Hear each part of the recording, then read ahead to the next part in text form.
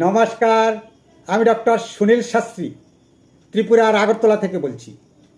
আমার আজকের উপস্থাপনা কন্যা রাশিতে বৃহস্পতির সঞ্চারে সুবর্ণ সুযোগ আসবে এবং সুবর্ণ যোগের সৃষ্টি হবে। আগামী 1 বৎসর তারা সেই ফল ভোগ করবে। বিশেষত কন্যা রাশি কন্যা লগ্নের জাতক জাতিকাদের জন্য সুখের খবর নিয়ে এসেছি এবং গত 1 বৎসর ধরে কন্যা রাশি কন্যা লগ্নের লোকেদের কোনো রকম সুখবর বা সুখকর মেসেজ দেওয়া যায়নি এবং একটু মোটিভেশন করে দেওয়া বা এভাবে চলা বা এভাবে চললে ভালো হবে, এছাড়া আমাদের কিন্তু কিছুই করার ছিল না। কিন্তু ফাইনালি এখন আমরা বলতে পারি কন্যা রাশি ও কন্যা লগ্নের জাতক জাতিকাদের অনেকগুলো সুখবর নিয়ে এসেছি এবং সেক্ষেত্রে 1 মে 2024 আপনাদের 4th হাউসে এবং 7th হাউসের লর্ড দেবগুরু বৃহস্পতি 9th হাউসে বিচরণ করবে এবং সেই সুফল আপনারা পেতে চলছেন। গত 1 বৎসর ধরে দেবগুরু বৃহস্পতি যখন অষ্টম ভাবের উপর দিয়ে পাস আউট হয়েছিল তখন আপনাদের এক্সপিরিয়েন্স খুব একটা ভালো ছিল না, মানসিক অবস্থা খুব একটা ভালো ছিল না। আপনারা বুঝতে পেরেছিলেন কীরকম যে একটা সমস্যার মধ্যে পাস আউট করতে হয়েছে। আপনাদের উপর বিভিন্ন চ্যালেঞ্জ এসেছিল। এটা শুধু অষ্টমভাবে বৃহস্পতি থাকার জন্য নয়, সেখানে গুরুচণ্ডালী দোষ ছিল এবং ধনভাবে কেতু ছিল, তার সর্বোপরি যে শনির অবস্থান ভালো ছিল না। কিন্তু বৃহস্পতি অষ্টম ভাবের উপর দিয়ে পাস আউট হয়েছিল, সেখানে খুব একটা সুখকর মেসেজ আপনাদের মধ্যে ছিল না।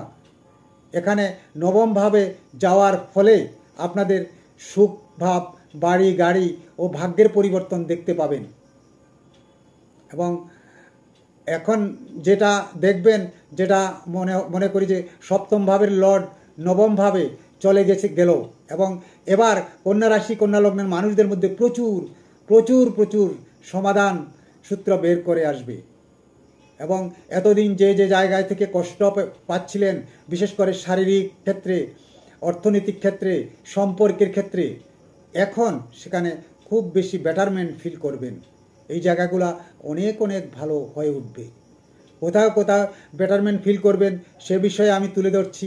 এতদিন থেকে কেতু আপনার লগ্নে থেকে যে পরিচালিকা শক্তি ছিল, বর্তমানে বৃহস্পতির পঞ্চম দৃষ্টিতে এবং রাশির উপর দৃষ্টি দেওয়াতে সেই স্টিয়ারিংটা এখন বৃহস্পতির হাতে চলে গেছে। দেবগুরু বৃহস্পতি পঞ্চমভাবে দৃষ্টি দিচ্ছেন এবং সেটা আপনার লগ্নভাব। দেবগুরু বৃহস্পতি সপ্তমে যে দৃষ্টি দিচ্ছেন সেটা থার্ড হাউসে পড়েছে এবং সেখান থেকে পাওয়ারফুল দৃষ্টি, সবচেয়ে বেশি অমৃত দৃষ্টি পাবেন পঞ্চমভাবে। এই মুহূর্তে কন্যা রাশি কন্যা লগ্নের জাতক জাতিকাদের হারানোর মন এবং শক্তি, যা আগে থেকে দুর্বল ছিল, তা অনেক অনেক শক্তিশালী হয়ে উঠবে। এখন আর হারানোর ভয় রইল না। এখন তারা উঠে দাঁড়িয়েছে এবং এগিয়ে যাওয়ার মন্ত্র নিয়ে তারা অনেক দূর এগিয়ে যাবেন। 1 মে হতে অর্থাৎ 1 মে 2024 1 মে থেকে অর্থাৎ 14 মে পর্যন্ত 2025 দেবগুরু 9th হাউসে অবস্থান করবে এবং অনেক অনেক অপরচুনিটি নিয়ে আসবে। রাশিতে কেতু এতদিন বসে থাকার ফলে আপনি কর্মক্ষেত্রে ভীষণভাবে সমস্যা পীড়িত হয়েছিলেন, কিন্তু কর্ম করেছিলেন কিন্তু সেখানে ইন্টারেস্ট পাননি, ইন্টারেস্ট গ্রহ হয়নি। সংসারের জন্য বেশ খাটাখাটি করেছিলেন, কিন্তু সেখানে সেই জায়গাও আপনাকে একটা লেথার্জি ভাব এসেছিল। আপনি কখনো যে কনফিডেন্স নিয়ে এগিয়ে যেতে পারেননি। নতুন চিন্তাধারার ক্ষেত্রে, ইমপ্লিমেন্টের ক্ষেত্রে যা যা হয়েছিল সেখানেও কোনো রকম ইন্টারেস্ট পাননি এবং এখন আপনি নতুন উদ্যম নিয়ে এগিয়ে যেতে পারবেন এবং ইনিশিয়েট নিয়ে এগিয়ে যেতে পারবেন এবং কর্ম উদ্যমে আপনি সফলতা পাবেন। থার্ড হাউসে দেবগুরু বৃহস্পতির দৃষ্টি রয়েছে এবং সেখানে শনিরও দৃষ্টি রয়েছে। কর্মক্ষেত্রে নতুন উদ্যম নিয়ে আপনি এগিয়ে যেতে পারবেন, নতুন পরিকল্পনা করতে পারবেন। কর্মের ক্ষেত্রে এনার্জি গ্রো করবে এবং পূর্বের যে এনার্জি সেটা ফিরে পাবেন। কর্মের প্রমোশনের ক্ষেত্রেও আপনার সহযোগিতা পাবেন। নতুন কর্মপ্রাপ্তির ক্ষেত্রেও বিশেষভাবে সম্ভাবনা ফুটে উঠবে। তবে বৃহস্পতির উপর উপর লগ্নের দৃষ্টি, যে লগ্ন যেহেতু কেতু বসে আছে, সেখানে আপনি প্রফেশনালের ক্ষেত্রে যে উদারভাবে নিজেকে খুলে দেবেন না। প্রফেশনাল ক্ষেত্রে বিহেভিয়ার আপনার সেই পর্যায়ে থাকবে যেটা যতটুকু দরকার। নতুন কর্মের পরিবর্তন এবং প্রাপ্তি এই মুহূর্তে ভালোভাবে আপনি সুযোগ করে নিতে পারবেন। আপনার কর্মের দক্ষতা বাড়বে। এতদিন হয়তো ইন্টারভিউ দিয়েছেন কিন্তু কনফিডেন্স নিয়ে দিতে পারেননি, বর্তমানে কিন্তু সেই সুযোগটা পাবেন এবং কনফিডেন্স নিয়েই আপনি এগিয়ে যেতে পারবেন। তবে সবচেয়ে বড় কথা হচ্ছে থার্ড হাউসের দৃষ্টি কমিউনিকেশনের জায়গায় খুব একটা বেটারমেন্ট ফিল করবেন। এখন থেকে পুরাতন গোলযোগ কমিউনিকেশনের মাধ্যমে মিটিয়ে দিতে পারবেন। যারা এতদিন আপনার ফ্রেন্ডশিপ ছিল বা কলেজও ছিল, যারা ছাত্র, যারা পড়াশোনার ক্ষেত্রে দেখা যায় যে সহকর্মীর সাথে তেমন সদ্ভাব ছিল না, ডিস্ট্যান্স ছিল এবং তিক্ততা ছিল, সেক্ষেত্রেও সেগুলো মিটে যাবে এবং ধীরে ধীরে আপনি বেটারমেন্ট ফিল করবেন। পঞ্চমভাবে বৃহস্পতির দৃষ্টি নতুন মেম্বারশিপ পরিবারে আসতে পারে। যারা দীর্ঘদিন থেকে কোনো সন্তান পাচ্ছেন না বা বিভিন্নভাবে চেষ্টা করছেন, যাদের মেডিকেল সায়েন্সের সহযোগিতা নিয়েও দেখা যায় বিভিন্ন সমস্যা ছিল এবং সেখানে সমাধানের রাস্তা খুঁজে পাচ্ছিলেন না, এবার কিন্তু সেটা সহজ সমাধান হবে এবং আপনি সেই জায়গাটা আপনাকে সুযোগ করে দেবে। এবং লাভের ক্ষেত্রে যারা দীর্ঘদিন থেকে লাভ ক্ষেত্রে জড়িত ছিল বা তাদের ক্ষেত্রে সমস্যা, ঝগড়াঝাটি, বিবাদ বিসংবাদ বা ছাড়াছাড়ির ভাব ছিল, সেই সব ক্ষেত্রেও বর্তমানে অনেক অনেক ভালো যাবে, অনেক ভালো বেটারমেন্ট ফিল করবেন এবং সেই জায়গাগুলা অনেক বেশি সুফল দিতে শুরু করবে।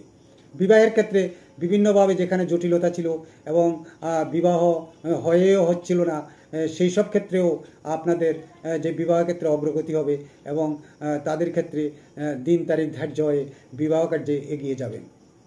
এখন পঞ্চমভাবে যারা যেহেতু বৃহস্পতির দৃষ্টি থাকছে, যারা পড়াশোনাতে পিছিয়ে পড়েছিলেন, কনফিডেন্স ছিল না, পড়াশোনা করছেন কিন্তু কনফিডেন্স নেই, সেই সমস্যাগুলো কেটে যাবে।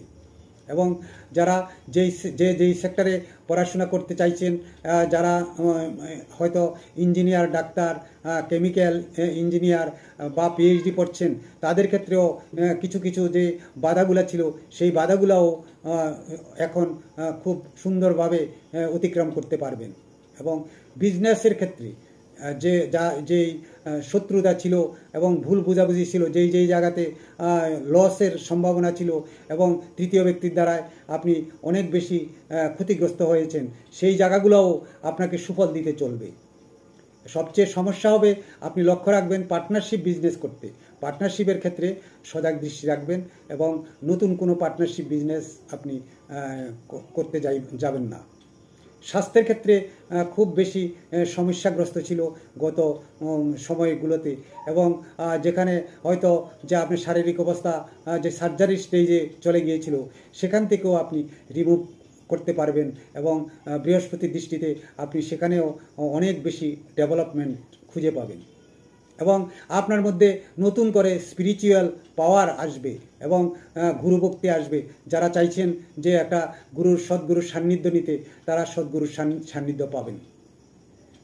পরিশেষে বলবো যে আপনারা আমার এই ভিডিওটি যদি আপনাদের ভালো লেগে থাকে, এখনও লাইক, শেয়ার, সাবস্ক্রাইব করেননি, তাহলে আমি নিরুৎসাহিত হব এবং আমি চাই যে লাইক, শেয়ার, সাবস্ক্রাইব করুন। আগামী পর্বে দেখা হবে। নমস্কার বন্ধুরা।